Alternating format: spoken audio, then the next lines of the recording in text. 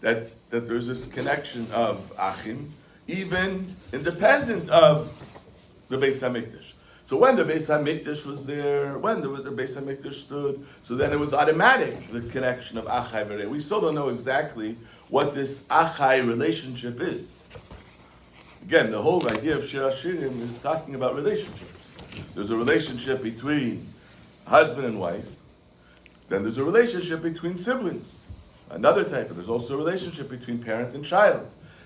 Shir Hashirim captures all these types of relationships and brings it out in a way of a mashal to the connection between the Yidden and the Eibishter.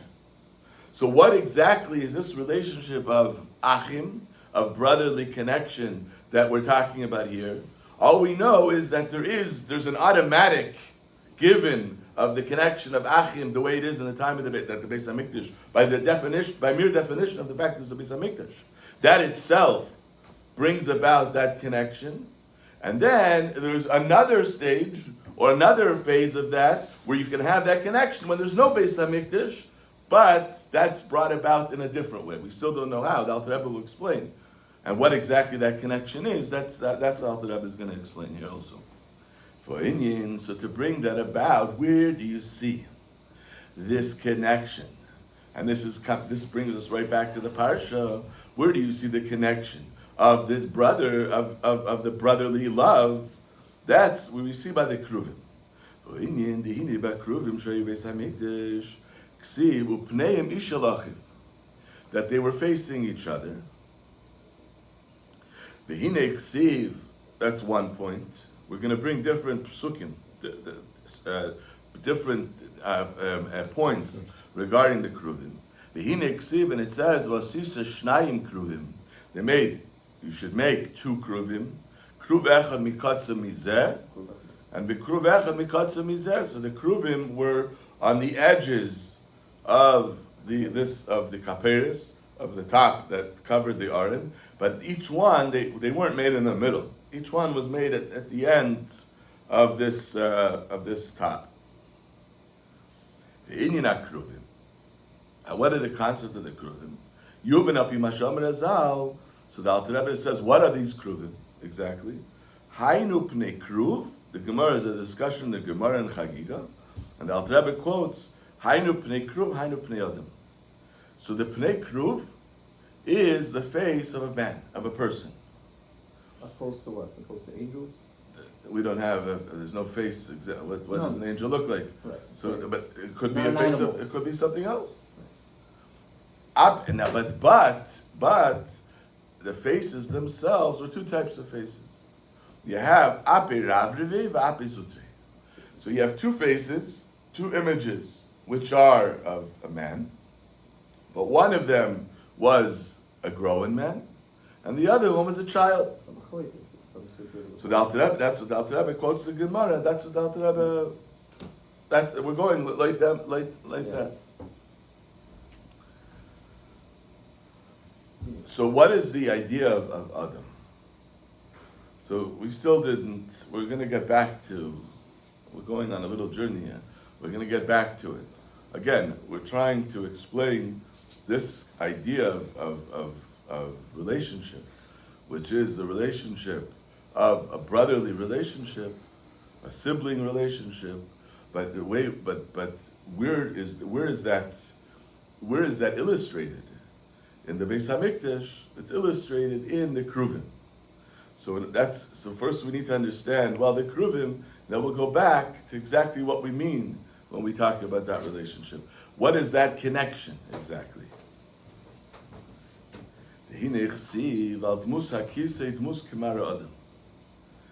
So it says, what's the idea? So what we've established is that the Kruvim were Pnei Adam, was the face of a man. So now let's dig deeper. What exactly is the idea of a man, of Adam? So in order to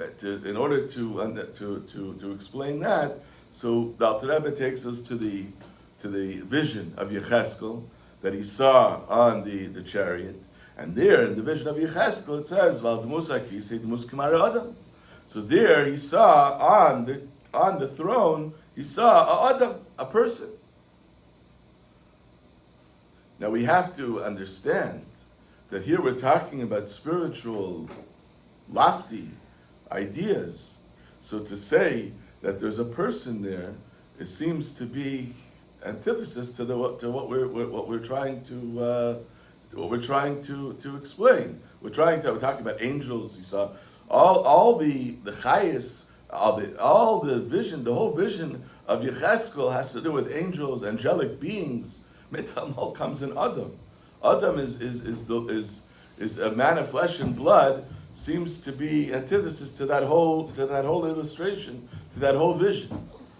So we understand that when we say Adam, we mean something much deeper and much more lofty than even the angelic beings. But we're using the term Adam only by way of analogy. Okay? So Adam represents that concept that we're talking about. That's what the Alter Rebbe is going to say. The Eibusher doesn't hear what he's talking. He's seeing godliness, and at the same time we're saying it's Kemari Adam. So the whole idea of Adam, I'll just say that one nekuda outside, and then we'll go into the. When we say Adam, just like Adam is it's a representation of the fusion between the nefesh and the guf, the body and soul. That the way that they unite, the way it comes together, is in a perfect unity. That to the point that when they come together, so you can't say this is the nefesh and this is the body. They come in it comes together in a perfect synergy. That wherever you can point to the body, you're pointing to the nefesh, and wherever you're pointing to the nefesh, you're pointing to the body. And we learned different maimarim that illustrate this point in a very deep way. So when we talk about Adam, what are we talking about? We're talking about a yichud. We're talking about a unification that takes place between seemingly two different things, two things that are separate, but they unite in a way that make them one. So the idea of Adam is a system of unification. And so when we say that on the kisei, on the throne, there's a dmus mara Adam, we obviously don't mean the physical features of Adam, but what we mean is this unification that Adam represents. In more practical terms, it represents the unification of the spheres. You have Chachma, Bina, Das, etc., and then you have the Eris and the Kalim. You have the being the light and the vessels, and they are coming together, they're fusing together, the synergy that takes place in the same way, to a certain extent, as the nefesh and the guf. And in fact, we find references to that as well. So this unification, this system, is represented by Adam. So when he says that Yecheskel saw Mara Adam, that's what it means. He saw the spheres. He saw this unification of Eris and Kalim coming together.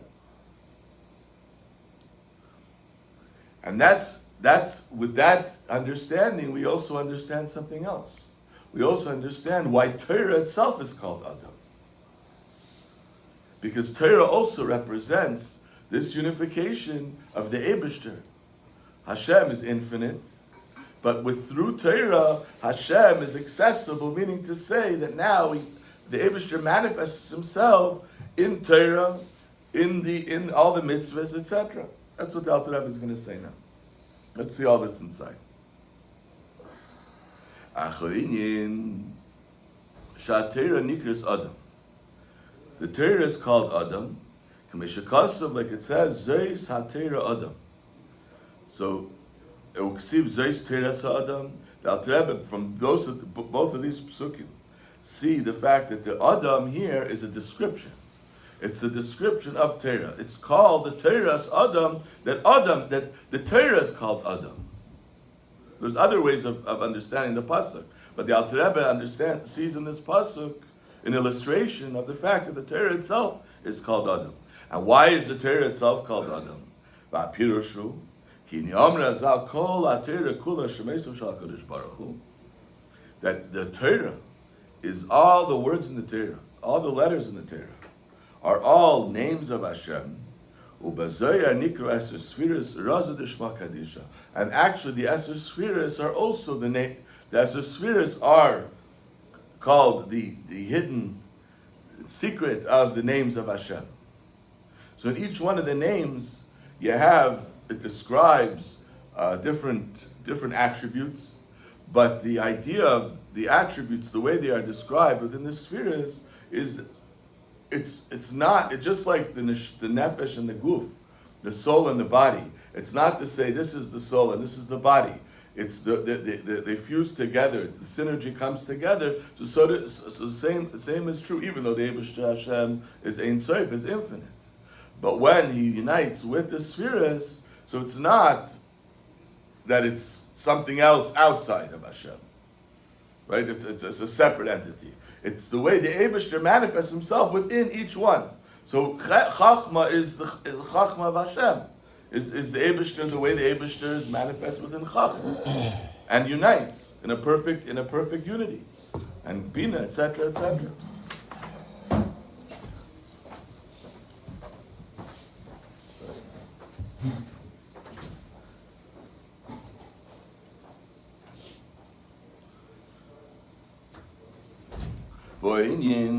And the concept is Shu Adarech Mashal Kemei Shem Adam Shenikra Avram Yaakov Adarech Mashal. So just like the name, because we said the names, that the spheres are the names of the Eibishter.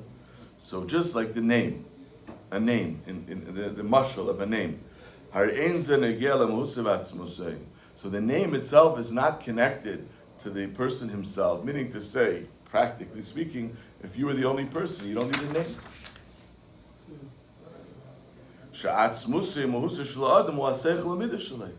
The person himself, who is he? He is his seichel, his midas, meaning the way he understands something, the way he feels something.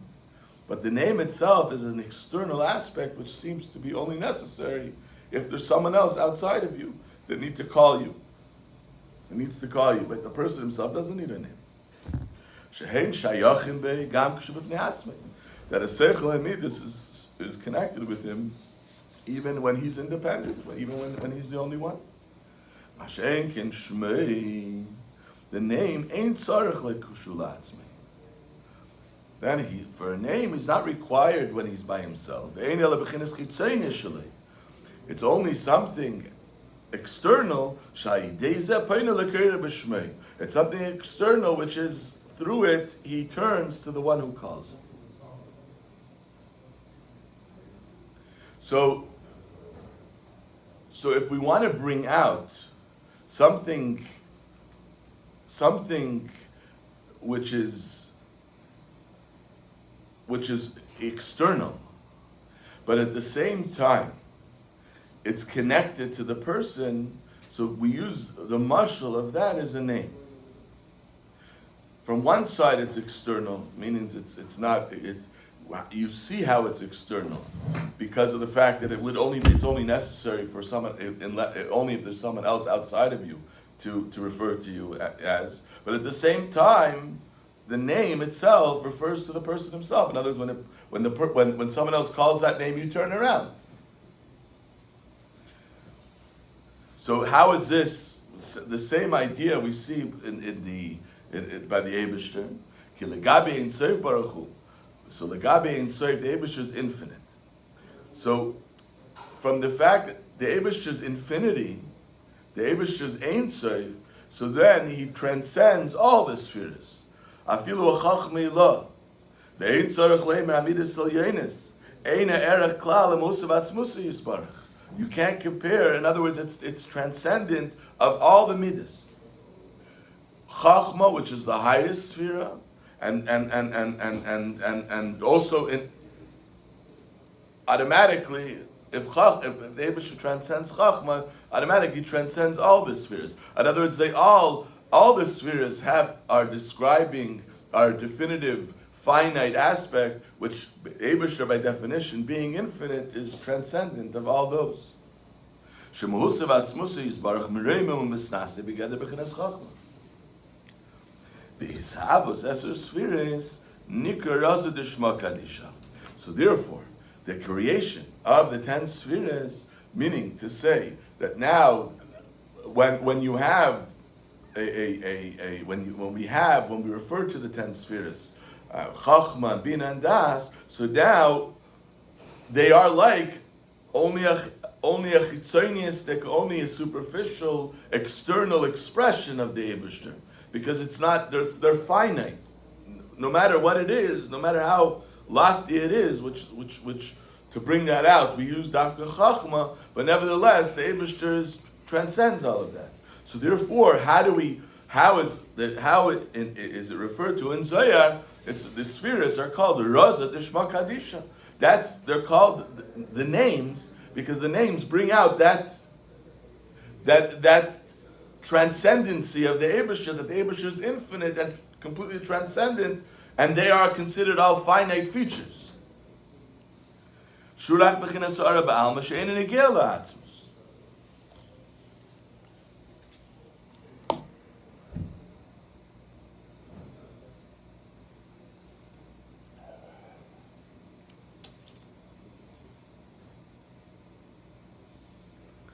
But at the same time, the Alter Rebbe is going to talk a little bit about Chachma. So, firstly, we talk about the Eibusher's Ein Sof, meaning to say the Eibusher is infinite, is completely transcendent. Then we talk about the spheres. The spheres are like names. The names themselves are finite. So how does this synergy happen? That the infinite and the finite are fused together. So that happens through Chachma. Chachma is the key link that puts Chachma is the link that unifies the Ein Sof, the infinite, to the finite. So, and within Chachma itself, so therefore, we said before that where do you see this synergy coming together, this fusion coming together? That's the concept of Adam. Adam represents that, right? That we said before. Adam, what is Adam? Adam is that unification of body and soul, or of the infinite and the finite. So we're, being that Chachma is the key factor that puts those two things together, in other words, the infinite and the finite, so that's why Chachma, more specifically, in other words, the whole system could be called Adam. But more specifically, what is referred to as Adam is Chachma. Chachma is referred to Adam because Chachma is what is magnified there, magnified this unification that takes place between the infinite and the finite.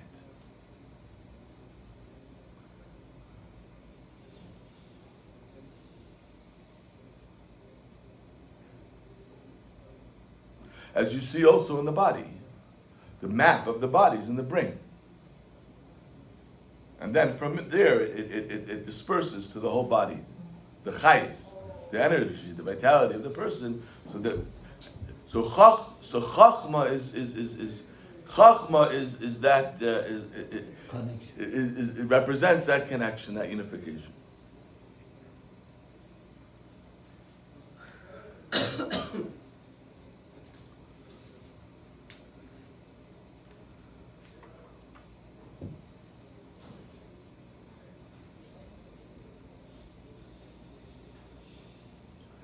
So now within Chachma, so Torah is also called Adam, because Torah also is what connects the world, connects neshamas to the Eibusher.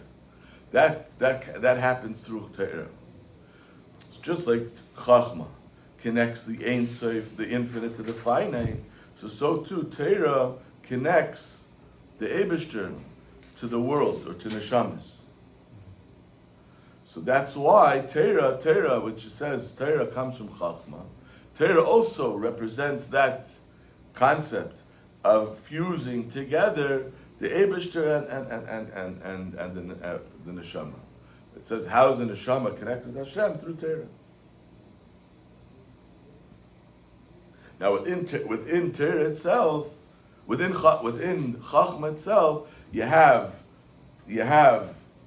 a big face, meaning a mature face, an adult face, and you have a little face. So in other words, once we've established, this is how the Alter Rebbe is explaining, once we've established what it is exactly, what Chachma represents, what Adam represents, this synergy, this fusion that takes place, so this itself, you have the way it is in a big way and in a little way. Well, what exactly does that mean? Alter Rebbe will explain. But let's see all this inside.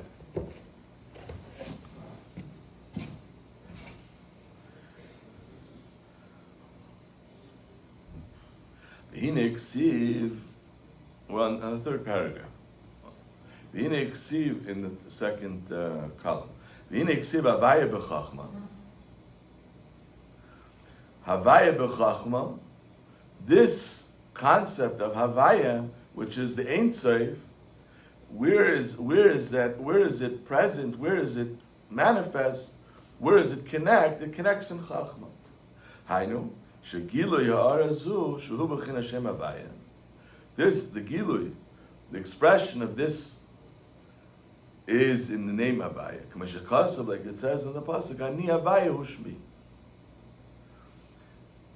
The Eibish's name is Havaya.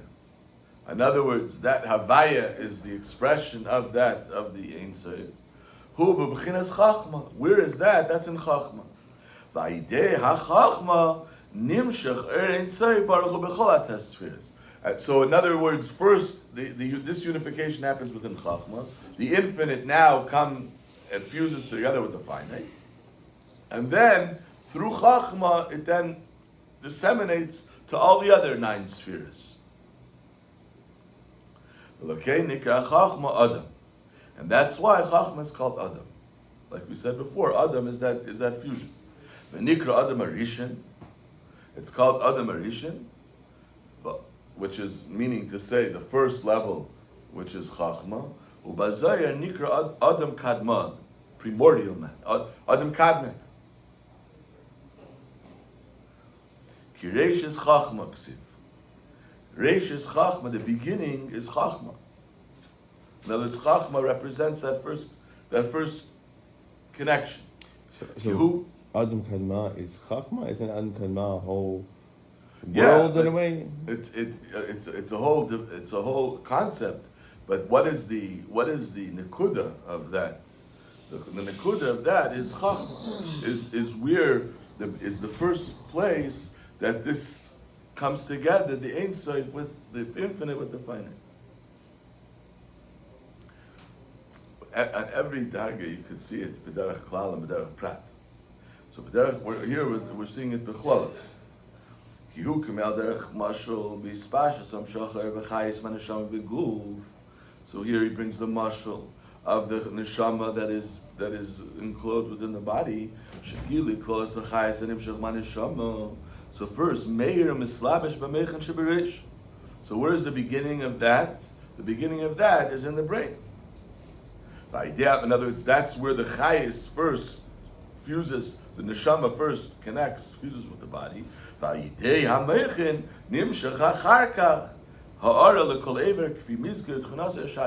And from there, it disseminates further into all the different parts of the body. So it comes out that so where is the chayis, the general chayis reside in the person? That's in the mayach. Again, the same idea. Where is this Ein Sof, where does it reside? Which is the beginning of all, which disseminates further into all the 10 spheres, it resides within Chachma.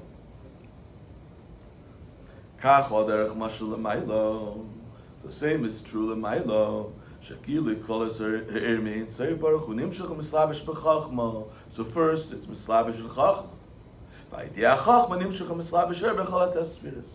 And then from chachma it disseminates further. And that's why Torah, which Torah comes from Chachma. Torah is it says Eraisa Mechachma Nafkes, that's what it says in Zohar. The Torah emanates from Chachma. That's why Torah is called Adam. Just like Chachma also that we said it's called Adam. Why? Because it has this concept. It fuses the Ein Sof and the infinite and the finite. So Torah also does the same thing. Torah is also called Adam. That's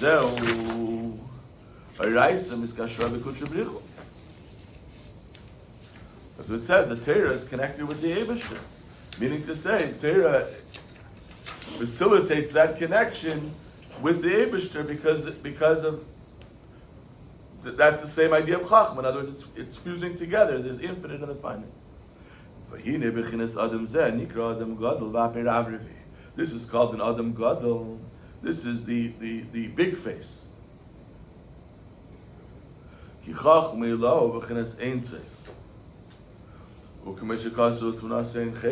is it? What does it mean? Rav Revi means that there is present. There you feel within Chachma. You still feel the quality of Ein Sof, even though it's something that, even though it's within Chachma, but nevertheless Chachma allows for the fact. Chachma allows for that feeling. It doesn't get lost. The Ein Sof aspect doesn't get lost within Chachma. Shehu Hayideh v'hu Hadeh. And that's the Chachma. That's the idea of Aper Rav Revi. In other words, in Chachma itself, where you're fusing together the infinite and the finite, so you have the way that is on the highest level, which is Chachma Vatzilus, where there you still retain the idea that it's Ein Sof, and at the same time, it's being recognized. Chachma allows, in other words, if it's Ein Sof completely, then there's nothing else that exists. But Chachma allows for that. From one side it's Ein Sof, from the other side it allows for it to be recognized. And that's what we mean when we say a big face, meaning to say that it still doesn't lose the Ein Sof aspect, despite the fact that it's being contained within Chachma, as opposed to the small face, which we'll learn about on Thursday. Thank you, Rabbi. Thank you. Thank you.